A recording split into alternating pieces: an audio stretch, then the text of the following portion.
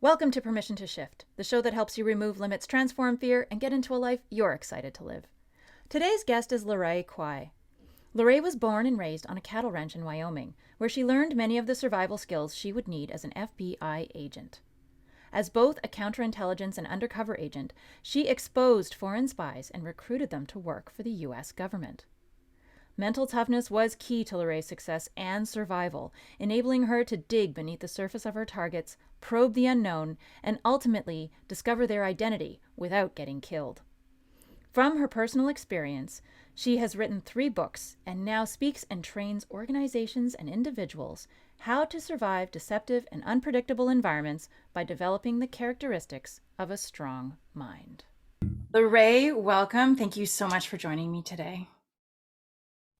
I'm so excited to be here, Anna. Thank you for inviting me. I have been looking forward to this interview ever since we talked on the phone, and I've been reading your book. There is just so much here for our audience, and so much that I wish I would have had 20 years ago. Really. Awesome.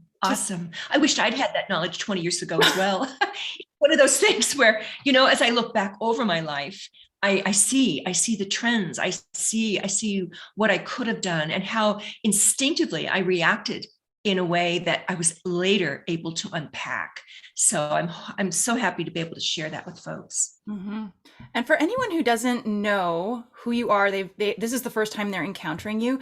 Would you be able to give us a really quick overview of who you are and the biggest shift you had to overcome to get where you are?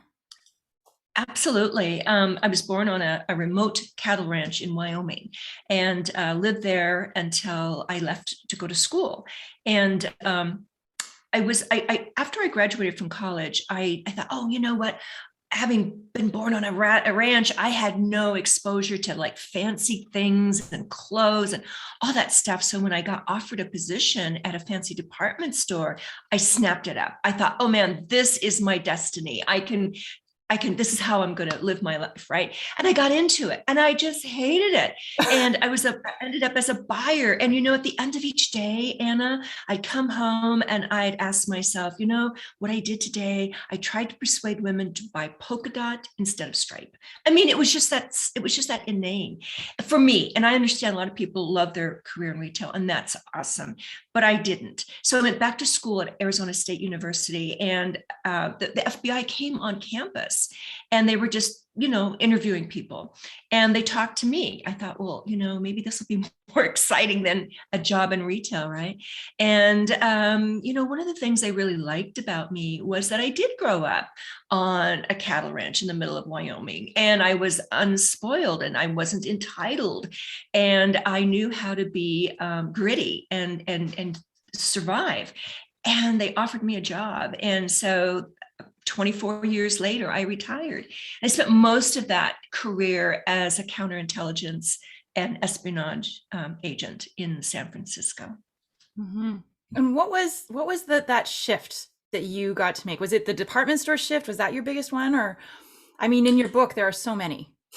There are so many. And can I just give you a story? And you may have already read it in the book. It's in the book. But it was, we all had to qualify in physical fitness. And I had a really hard time with push-ups. And my coach knew it. So guess what? He was the one to count my push-ups. And he started off fine, just counting every one. And then we got to this magic number of 9. And he would not count it. He just kept going 9, do it again, 9, do it again, 9. I did the 9th push-up probably 9 times. And all the while I'm thinking, I am not going to have the energy left to actually do the rest and finish the rest of the physical fitness test, because there were a lot of other things I needed to do. And I did fail it. I failed it by 1 point.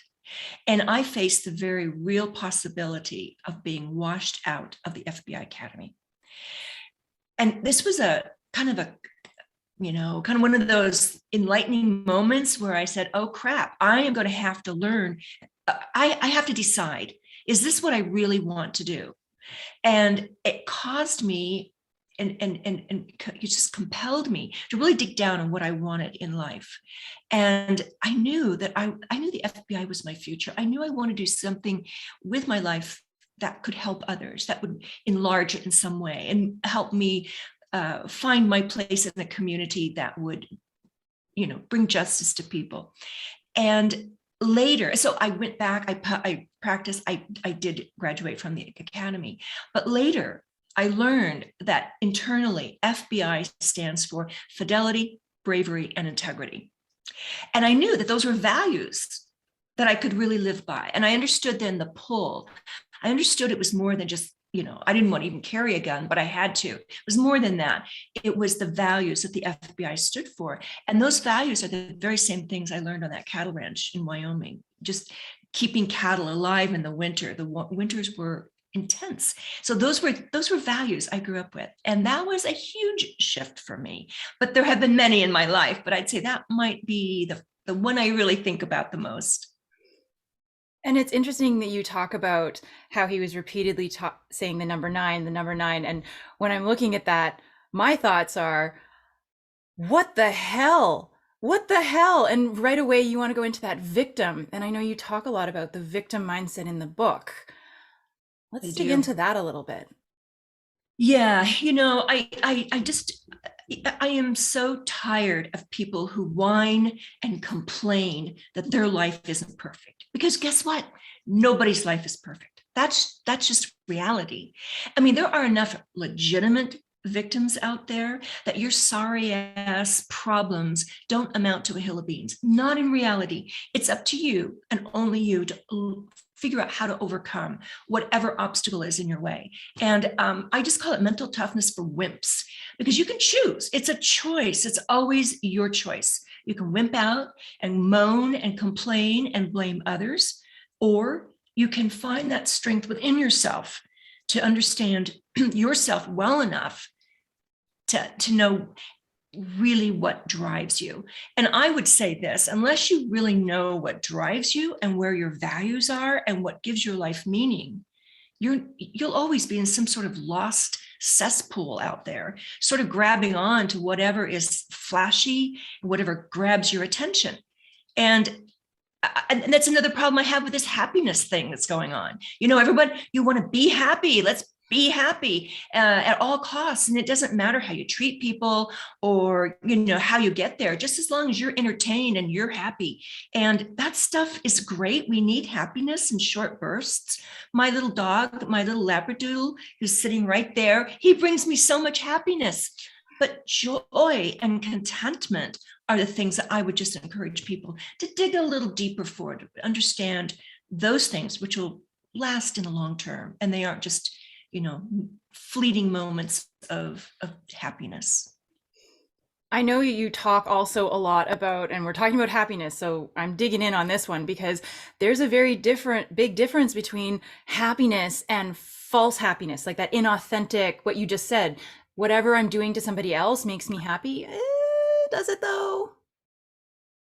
Yeah, you're so right, Anna. And, and I see so many people spend an inordinate amount of money and time on things that bring them momentary happiness.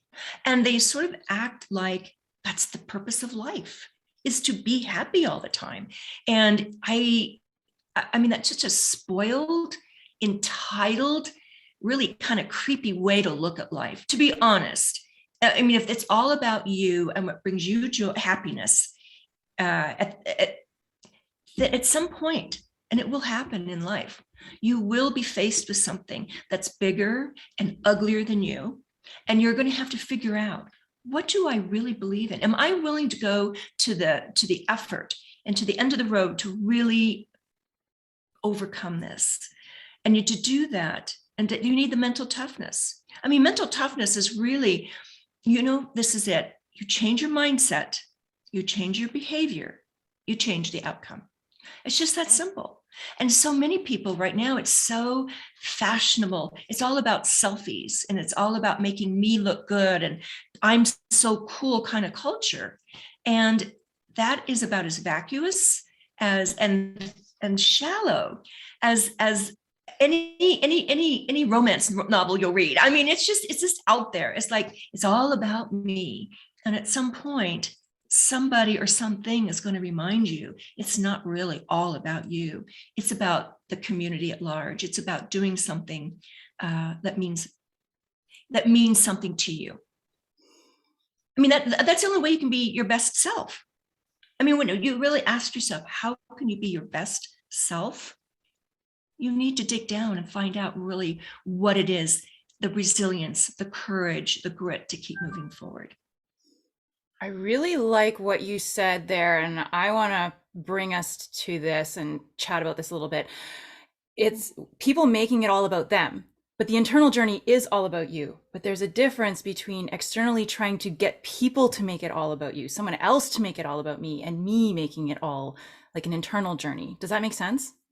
It makes total sense, Anna, and you just hit the nail on the head. Really, it's about self-awareness. And we can walk around with blinders on about who we really are. And sometimes that works for a while, but I guarantee you, I mean, all you really need to do is look at old people. Old people are either bitter, that life has ended up where it has, or they're joyful. They have lived a good life. And so many studies have been done that when you come into your later life, what you regret the most, and they've done many studies on this, what people regret the most about their life is that they didn't take the time to develop deep relationships. They didn't take the time to get out of themselves and into the lives of other people. But you bring up an important point about self-awareness this journey is the longest journey in the world, right? And to where you get to who you really are and what you really want and what you really represent. And a lot of people are afraid to do that. And it's because we're all made up of good, bad, and ugly, and a lot of people just want to push away anything that's unpleasant or unpleasant about themselves. And I'm not a sadist, but I will say that until you understand the good, the bad, and the ugly about yourself, then you are at the whim of whatever emotion wants to take you to the next spot or level in life. And then you really do forfeit. You forfeit who you are and who you can be. And that's what I hope my book does. That's what I hope this conversation will lead to. It's just encouraging people to move deeper into who they are. And when you do that, you move deeper into who you can, what you can do. Mm-hmm.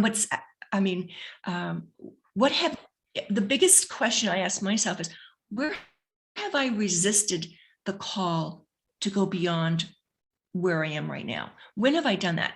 Is it out of fear that I would fail? A lot of times it really is. Or am I really afraid of where that could lead me into bigger things? And it's like, we stay safe. We stay in a rut. And as they say, the only difference between a rut and a coffin are the dimensions, right? So it takes courage. It takes courage to move out of our comfort zone. Anna, you like that one, I can tell. Oh, I did. I also really liked, while you're talking about comfort zones in your book, you talk about the difference between confidence and self-esteem. And I was like, snap. Yes. Can you go through that with our audience? Absolutely. Self-esteem in itself is wonderful. I mean, it's wonderful. We should all be confident, but self-esteem has got hijacked. It's got hijacked into people thinking I am better than somebody else, that I can look down on others who don't think like I do. You see that raging today. If you don't think like I do, then you're dumb, you're stupid, you're ignorant, you're uneducated. I mean, you see that's lack of tolerance for anything that's different. And that is very different than confidence in who we are. If we're confident in ourselves, we can, I'm going to butcher this quote. I think it's by Plato, but it's something like, it's the mark of an educated mind to listen to a point of view that is different than our own, but not accept it. And I think that comes in confidence. We have confidence in our beliefs. Again, we've done the internal work, like you referred to, Anna, where we know what's important to us. So we can hear something that's totally incongruent with our thoughts, but we're not threatened by it. We can listen with intelligence and respect, but that doesn't mean we have to accept it as our own. And as I think it was Plato said, it's the mark of an educated mind. It's the mark of somebody who's done the work and they understand what's important to them. They take ownership of that. And it's okay if somebody doesn't think just like you do. Mm-hmm. And I love how you talk about confidence being more associated with what you are actually doing and outputting versus self-worth or self-esteem, which is very much that internal journey that a lot of us are just trying to skip. And we're like, well, if we do this enough times, my worth will be affected. It doesn't quite work that way. No, and it doesn't. And I think most of us know that. And all of my work, just for your viewers, knowledge, it's based in neuroscience and social psychology. So what I do is I use a lot of my own experiences, like I did, we're talking about the push-ups, but then I look into the way the mind works. And the mind is fascinating. But if we can control our emotions and our thoughts and our behavior, we can control the outcome. And so when we talk about confidence, a lot of times we run back to things we've done before, and that's fine.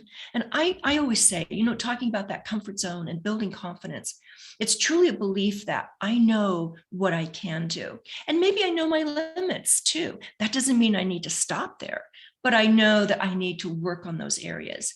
And I encourage everyone to have a little petri dish.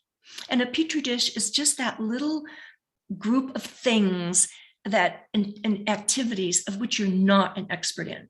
For example, I am so bad at carrying a tune. I was asked to drop my singing class in school because I was just so bad. And I mean, it's like, so I know I'm not I can't really carry a tune, but in my petri dish are singing lessons. So it's just that one way that maybe I can learn how to I can fail in a safe environment, because this is the thing. Most people just, they don't have the confidence to fail. And that's because they don't have the confidence to learn from their failures. They look at that as a black mark. But once we accept how important it is to learn, each failure has something to teach us. We're only stupid if we don't learn from those failures, right? Mm-hmm. What about when you talk about you should focus on your strengths versus focusing on the weaknesses? So this is kind of a countering to that, or is it? Or do they work together? No, this is the thing. And I remember hearing this all throughout my as a young adult and going through school. You identify your strengths and then you build on them. And your strengths are usually innate. There's something that you have this talent or this, this predilection to be able to do something or speak or write or whatever it happens to be. And those are wonderful. Those are talents and skills that do need to be, I say, managed really, so that you can grow into who you really, so you can grow into your potential. Weaknesses, though, so often we're told to just forget our weaknesses or try to minimize them.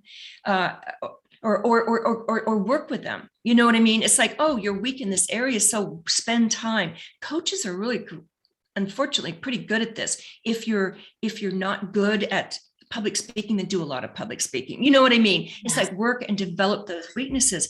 And actually, maybe you don't have a skill. Put that in your petri dish. It's fine that you aren't a public speaker, but don't waste valuable time on trying to develop those weaknesses when you could be managing and expanding your strengths. That's all. And I just see that so often in self-help books or coaching. A lot of times it's like, so where do you want to improve on? And they always go, these are my weaknesses, so let's work on those. And it's like, no, not really, not so much. Just manage them, but grow your strengths. Would this also, in a way, play back to happiness, in that you're growing your strengths in a meaningful way, but you're Yeah. also overcoming obstacles and growing your weaknesses. And is there not a greater jolt almost of happiness from when you encounter and overcome than when you just stay where you already know? Right. You know, and you just, for whatever reason, you're frozen Oh no. on your screen. Oh, am I back? You just froze for just a minute. You froze for just a minute. But and you're frozen again. Oh no. Um, Am I back? okay. You're back. You're Okay. back. What Okay. part did we miss? So and so I think you're no, just at the end of your question, really, when you're talking about, so when you overcome like a weakness, or you do something that's in this petri dish, that's like, oh my God, I actually sang something in tune. I could actually carry a tune here, and it's like, no, that's happiness. That is like, okay, that's euphoria. I did something. I accomplished something. Give yourself permission to explore those moments of happiness. I love to eat an ice cream cone. That's happiness. My little miniature Labradoodle Gus, cuddling him, that's happiness. Singing something in tune, that would be happiness for me. But it's a burst. It's something that's fleeting. It's not something that's going to last. Hmm. So Gus gives me happiness, but he also brings me joy.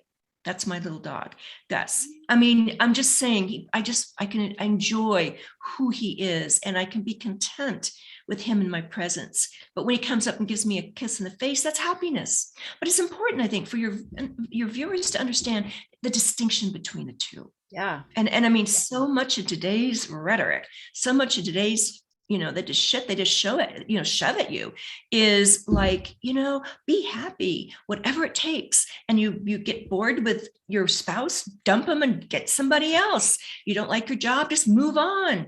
And there's some wisdom in part of that. You don't want to stay in something that makes you unhappy. But it's about more than that. You just need, again, your conversation earlier about that internal journey, about, okay, what is it about this job that makes me unhappy? I mean, what is it? And to be able to pinpoint just that, oh, suddenly I dig a little deeper, so that when you do make that jump to something different, you know what you're looking for. Mm-hmm. And it better be more than a bigger paycheck. You know what I mean? And we all have house payments. We all have retirement to think about and kids to put through school. So I'm not denying that. But if we have a life of value and meaning, there's going to be something that we do, even if the job itself. I mean, you see Gen Z, in this day and age, saying, I want to know more about the company. Instead of you interviewing me, I want to interview you about what this company is all about. That's wonderful. That's a great way to look at, what do I want to do with my life? Where can I make impact? What are the things that are important to me? If it is climate, then you pursue that. A lot of people don't have that luxury. They're just lucky to have a job. So Yes. I get that too. And for them, it's like, you know what? So maybe I'm not going to save the world with this job, or maybe this company, isn't going to make that great impact. But what can I do in my job? What can I do that's going to lead with strengths? That's going to bring me, that will, allow me to dig into where my values are. Maybe it's just how you treat people. Maybe it's how you walk along a colleague who's having a tough time, or whatever it happens to be. But it's just this, a willingness to look outside yourself, Mm-hmm. and be the person you really were created to be. What you're saying about values really resonates. Have you ever heard about Dr. John DeMartini? Are you familiar with his work? I am not. Okay, so he's named the process, and he calls it linking, where you take your values and you say, okay, these are the things that matter to me, and here's my job that I hate. But how does it help me fulfill my top value, my next value? And he tells people to write it down. By the time you're done that exercise, and I've done it, you're excited to go in and do that thing that you thought you didn't like. Awesome. I love that. I love that. And I'm going to make note of that. I want to read this book because I truly believe that. And a lot of, the so-called self-help advice out there is, attach your star, your North Star, all this stuff. And it's sort of heady in the moment. But as you point out, every job has an amount of suck to it. I mean, that's just reality, right? Yes. I can't tell you that working as an FBI agent didn't have some suck to it, because it did. There were days I'm going, oh, crap, shit. This is firearms day. It was never one of my favorite things. But the point was that you work through that. You have to sort of work your way through the dross sometimes to find that nugget. And so that's fine. There's going to be that amount of work that you just don't like, but that doesn't mean the whole job sucks. Or even if the job sucks, that you can find nuggets where your personal values can really drill down and you feel like you've made a contribution. You've done something outside of yourself. Yeah. It's interesting because George Casey, General George Casey in like 2008 or something like that, after we began the Iraq war, he brought together a bunch of psychologists. And he said, I need a resilience program for my troops. They're returning. They've got post-trauma issues. They're not mentally healthy. And so he said, and he brought a bunch of people together, experts, and they came together with this comprehensive soldier's fitness test. And there was like 3 or 4, I think there's 4 components, but and I can just name them very quickly. One is that you have to believe in what you're doing. A little bit what we were just talking about, Anna, where you find there may be, days that just are just whatever. They're just a shitty day, right? But you work through that and you find where you can find a nugget that will connect you in some way to a value or something that's important to you. So that was the main thing. You have a job and a purpose. There is value and meaning in what you do and who you are as a person. And the second thing was relationships. I said that is, psychologists continue to say relationships are so important. And I alluded to studies of older people. It's like, what do you most regret about your life? It's like that I didn't develop better friendships or relationships. And, in this day and age, family is a movable feast. I mean, who lives next door to grandma these days? So you find relationships and friendships wherever you are, not just family. A lot of people find good relationships in families. A lot of people don't. It's not what's important. It's the quality of people you surround yourself with. Positive thinking is another component that you understand what positive thinking is, as opposed to optimism, as opposed to happiness. It's positive thinking. And then the fourth component is some sort of spiritual element. And it doesn't mean you have to be super religious or belong to a denomination. It just means that, let me just say this, if you think you are God, if others think you are a God, that's great. If you think you're God, that makes you a jerk. You know what I mean? So it's believing that there is something out there that might be a wee bit bigger, better, and bolder than yourself. That went well together. Bigger, better, bolder. Thank you. Bit of a segue, Thank but you. it was when you used the word vacuous earlier, but I digress. The words, when you're talking about positive thinking, you talk a lot about choice, about choosing your thoughts, choosing how you interpret events. The event is neutral. Can we dig into that a little bit? Because it's so huge. Absolutely. It's so true. And, if I may, I will use an example that I use in the book that I've used several times, and it's James Stockwell. He was a soldier, a general. I can't remember his exact title. Admiral, that was shot down in Vietnam, and he was held as a prisoner there for like 7 years. And so during that time, he was tortured numerous times. He had bones broken. When he was never given medical care. And when he was rescued, he was asked, how in the hell did you make it? I mean, through everything you went through, and look at these folks around you that just died. I mean, you survived. How did you do that? And his answer was just, it was just amazing. It was, he said, well, you know what? It was a choice. If we had bugs in our rice, we were grateful for the protein. If we had a broken arm, we were grateful that we didn't have a broken leg. And he said the folks that died, they were the optimists. They were the folks who said, keep going, we will make it, we will be rescued. By Thanksgiving, we will be out of here.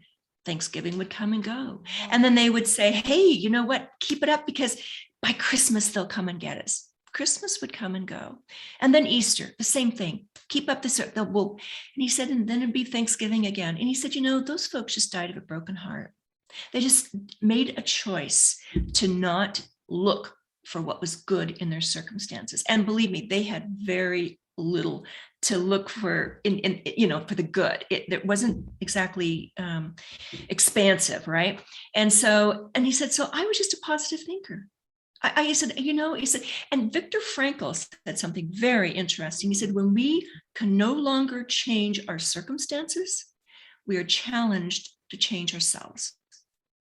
And that's the thinking behind the choice that you mentioned earlier, Anna, where we can choose to be all pissed off and blame others, and that is so prevalent in today's culture, or we can choose to look at what is right and good in our life and then go from there.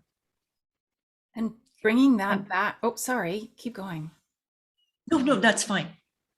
I was just going to say, bringing that back to the example you gave earlier, where the 4 things that when soldiers came back, right? Yes. One of those, if you're choosing to see things in a optimistic light, then when your relationships act differently, you are then being a victim. And so everything else is a domino effect, really, of that one choice you made. Oh, it just is. And I see it all the time.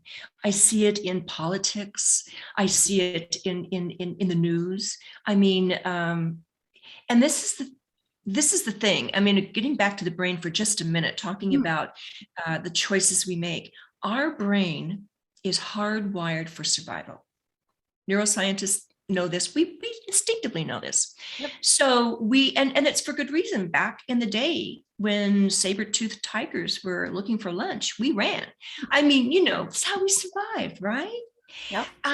But so the brain is naturally hardwired to pay more attention to negative information than positive. It's just wired that way. It's why the news is so negative. You'll never see it start with a headline that's good news. It's always bad, because that's what gets our attention, which is why we have to hunt the good stuff. I mean, really, it is about hunting the good stuff, because our brain isn't going to go out there and give it the equal heft of negative. It's always going to give negative more attention and more to the front, bring it to the front of our mind. Mm-hmm. And so that's another reason that our choices become so important. We do have to hunt the good stuff. And psychologists have determined that it takes between 3 and 5 positive thoughts to counter each one negative thought. I mean, that negative bias, it's strong. And once we know that, then we have a little bit more, we have more tools with which to address the, oh, woe is me, I just got shit on at work, or, whatever is going on. And it's like, yeah, that is your brain just trying to protect yourself. But so it's your choice. That's what mental toughness is about. It's your choice. Again, you change your mindset, you change the behavior, you change the outcome. Mm-hmm. And how much of that is habit? Because as kids, we come into the world and we learn from our environment, and we create the negative thinking habit to survive, and then we've never countered it. So how much of this is habit versus, something else? Oh no, you're so right. We are conditioned since kids. I mean, it goes down to, a lot. In fact, so much so that a lot of people sort of choose professions that other people think would be good for them. Their parents have told them that they are wonderful in whatever, and their teachers, and it's like, so you kind of grow up but it's this habitual way of thinking about yourself and the circumstances around you. And you think to yourself, oh, I guess that's why I should become a doctor then, because everybody tells me for whatever reason, I'm empathetic, or, I'm good at science, whatever it is. We don't often, and at 20 or 18 years of age, who does? I mean, I said, I'd have, it's a dog's breakfast out there. I don't know what I'm going to choose. I'll just, and I ended up in something safe like business, which I thought was boring as hell. But you know what? I thought it was a coupon. And it was for that time. It was a coupon, a good housekeeping seal of approval that I could walk into this department store and get a job as a buyer. But so many of us kind of, again, we stay in this rut, this complacency. And sometimes our complacency is really our greatest weakness. It's just our greatest weakness. And as an FBI agent, I learned early on that guns are not the thing that's going to kill me. It'll be complacency. In whatever situation I'm in, it will be, I'm complacent. And that's the kiss of death. No matter what your job is, when you become complacent, it's time. It's a wake-up call. It's time to wake up. You talk about that in the book, and it's a recurring theme. Actually, all of these things are recurring themes. They are. They're the things, Anna, that I found so important to me. And what happened after 24 years, because it was a fast-paced world, I didn't have time to unpack everything that I was sort of intuitively picking up along the way, and just gut instinct. And sometimes just your gut is the best thing you can listen to. But when I retired, I said, okay, I need to understand what it was that got me through. Like, I think I give an illustration about my first undercover operation where it just fell to shit. I was with this guy, and we were trying to infiltrate this gang, a group of extortionists and murderers. And it was a rough gang. And the guy tried to, he tried to be one of the tough guys, and they knew he wasn't one of them. And I got separated and put into this room at this party we were at. And I mean, it was just this grilling about, who really are you? And who is that asshole you're with? I mean, things like that. And I'm going, holy shit, and I just had to come. I knew a lot was on the line at that point. I wanted to get out of that room untouched and unhurt, because I was in a room with 3 guys. And so and 2 women actually. And so I was just as honest as I could be. I mean, I said, hey, look, I'm just some hillbilly from Wyoming. I mean, anything to get the attention. But it worked because I was honest about my love of horses and dogs, and growing up in this, very small little community. And one of the women was from Kansas, and she said, oh my God, I know what you mean about that. And we connected. And so, but it got me out of a tough spot. And I was just, again, it's being able to pivot, and I needed to understand the value of authenticity. And I always say, I never got into any trouble working undercover, except when I tried to be somebody I wasn't. And so I always showed up as laraequy, maybe a different name or a different label on my badge, but always as who I was. And that's what people responded to. And I forgot your question. You know what? So did I, and I don't even care, because I told my husband that story, actually, the one that you just said, because it's really early in the book. And I was saying to him, I would have probably wet myself. So obviously not meant to. Well, I was close. Believe me, it was one of those come to Jesus kind of moments where you're going, holy crap, what do I believe in? And how am I going to get out of here? And that is just, it was by default. I said, I have to be who I am. If I'm going to get out of here, I have to be who I truly am. So I feel like we need to do about 6 interviews, because we have barely scratched the surface, ladies and gentlemen, of her book. Barely, we've like done this to the surface of what's in there. So before we leave, can we give our viewers your book is full of exercises. I highly recommend you guys go grab it. This and The Courage to Be Disliked are 2 books that will fundamentally change how you operate in the world. I highly recommend them both. They're on my top 5s. Thank you so much, Anna. I will pick up this other book too, The Courage to Be Disliked. Awesome. It started a journey for me, but this book here is amazing. But what are some action steps, some tactics that people can use right now to start digging into specifically their authenticity, because everything comes from there. Everything comes from Everything. Everything, Anna, comes from being authentic. And that starts with a wee bit of self-awareness. And I'll be honest, I was embarrassed a lot of times about my background. I truly grew up as a hillbilly.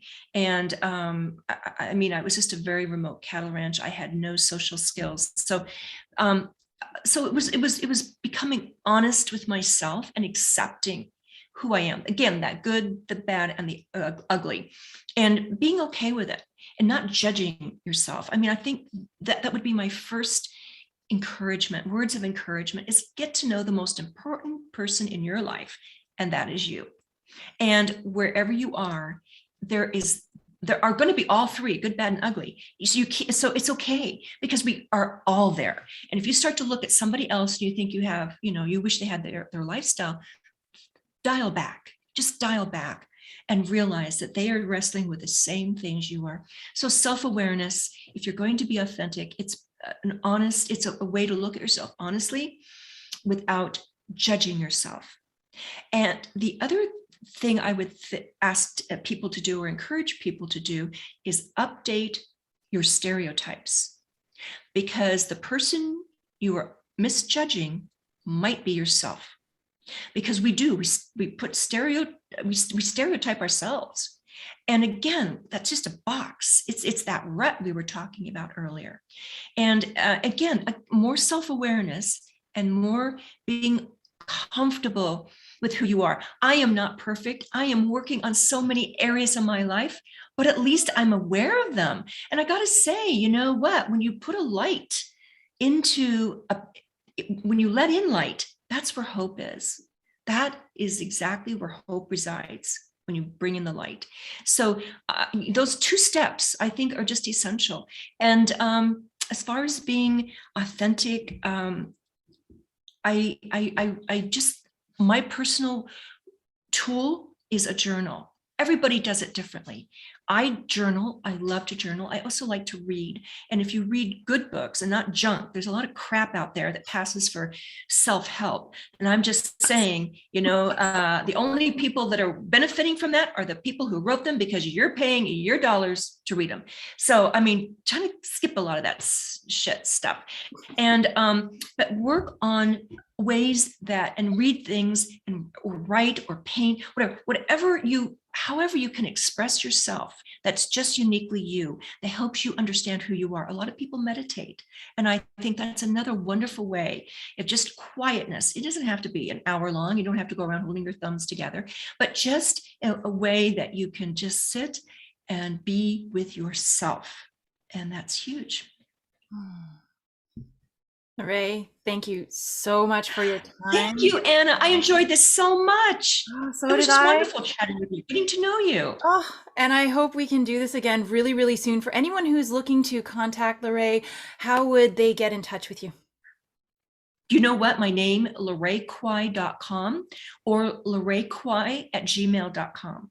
I'm very easy, and I'd love to connect with you on Twitter, LinkedIn. I'm not on Facebook too much anymore, just because I'm so sick and tired of the whole Facebook thing and Zuckerberg, but I am on. I do have a page, Mental Toughness Center, and I'd love to hear from you and pick up my book. I would love to have you read it and give me feedback. I'm always looking for feedback, always.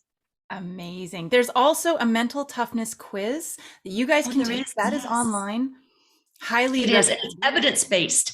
The other thing I want to share with your your audience, is that it's evidence-based. It's not just laraequy deciding what makes up mental toughness. I worked with the psychology department at ASU, Arizona State University, and so it's been validated by them. It's evidence-based.